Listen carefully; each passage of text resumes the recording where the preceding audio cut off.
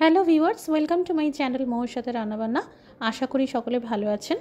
আজকের রেসিপি সেই সকল বন্ধুদের জন্য যারা খুবই ঝটপট কম সময়ে বানানো যায় এমন নিরামিষ রান্না খুঁজছেন। নিরামিষ বেগুনের কোরমা। বেগুন এমন একটা সবজি বাজারে খুব সহজেই পাওয়া যায়, তাই একবার হলেও এইভাবে বানাবেন। খুব সুন্দর খেতে হয়, রুটি, পরোটা, পোলাওয়ের সাথে খুবই ভালো লাগে। আপনাদের কাছে অনুরোধ করব, ভালো লাগলে একটি করে লাইক দিয়ে শেয়ার করে দেবেন। আর প্রতিদিন নতুন নতুন রান্নার রেসিপি পেতে আমাদের চ্যানেলটি সাবস্ক্রাইব করে নেবেন। এখানে দুটি বড় সাইজের বেগুনকে গোল করে কেটে নিয়েছি। সামান্য করে হলুদ, লবণ আর লঙ্কার গুঁড়ো ছড়িয়ে ভালো করে বেগুনের পিসগুলোতে মাখিয়ে নেব। এতে বেগুন ভাজার পর কালারটা খুব সুন্দর আসবে।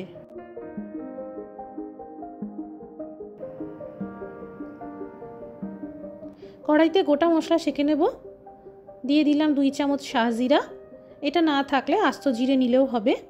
এরই সাথে গোটা লবঙ্গ, দারচিনি, গোলমরিচ দানা, বড় এলাচ একটা, ছোট এলাচ 3টে, জয়িত্রী 1 টুকরো সেঁকে নিতে হবে। পরিমাণ মতো সরষের তেল দিয়ে দিলাম। এখানে তেলের পরিমাণ আপনারা যতটা দিতে চাইছেন সেই বুঝেও দিতে পারেন।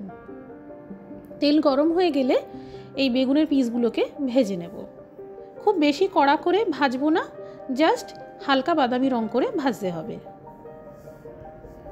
বেগুনগুলোকে ভাজার পর একটি পাত্রে তুলে সরিয়ে রাখলাম। বাকি পিসগুলোকেও একই রকমভাবে ভেজে নেব।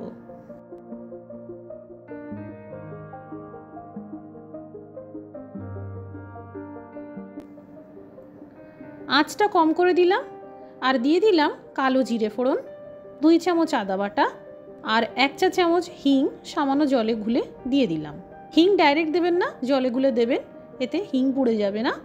জাস্ট 1 মিনিট হালকা করে ভেজে নেব। সুন্দর রঙের জন্য দিয়ে দিলাম সামান্য হলুদ গুঁড়ো আর 2 চা চামচ কাশ্মীরি লঙ্কার গুঁড়ো। এই কাশ্মীরি লঙ্কার গুঁড়ো দিলে ঝাল হয় না, একটা সুন্দর কালার আসে। সামান্য ভেজে নিয়েই দিয়ে দিলাম কুচানো টমেটো।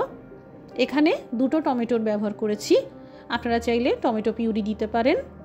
টমেটো সফট হওয়া পর্যন্ত ভাজতে হবে। বেশ 3-4 মিনিট ধরে ভাজার পর এই দেখুন মশলা থেকে তেল আলাদা হয়ে গেছে। এবার দিয়ে দিলাম ফ্যাটানো টক দই 2 চামচ। আবারও বেশ 3-4 মিনিট মতন ভাজতে হবে যাতে দইয়ের কাঁচা ভাবটা চলে যায়।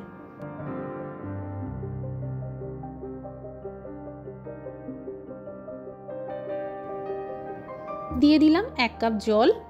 পাত্রে সামান্য মশলা লেগেছিল, ধুয়ে দিয়ে দিলাম। স্বাদ অনুসারে লবণ আর 2 চা চামচ চিনি দিয়ে দিলাম।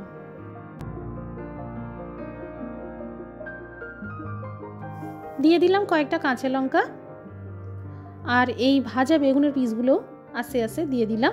বেশি নাড়াচাড়া করা যাবে না, না হলে ঘেঁটে যেতে পারে। বেগুন খুব নরম সবজি, খুব সাবধানে গ্রেভিতে দিয়ে দিতে হবে। যে থালায় বেগুন ভেজে রেখেছিলাম সামান্য মশলা লেগেছিল, জল দিয়ে ধুয়ে দিয়ে দিলাম। এবার মাঝারি আঁচ করে ঢেকে রান্না করতে হবে জাস্ট 5 মিনিটের জন্য। বেগুন খুব ভালোভাবে সিদ্ধ হয়ে গেছে।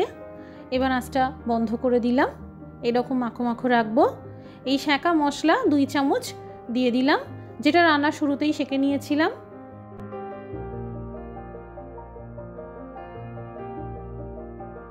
পরিবেশন করার সময় প্রথমে বেগুনের পিসগুলোকে আস্তে করে প্লেটে রেখে দেব, তারপর গ্রেভিটা উপর থেকে এইভাবে ঢেলে দেব।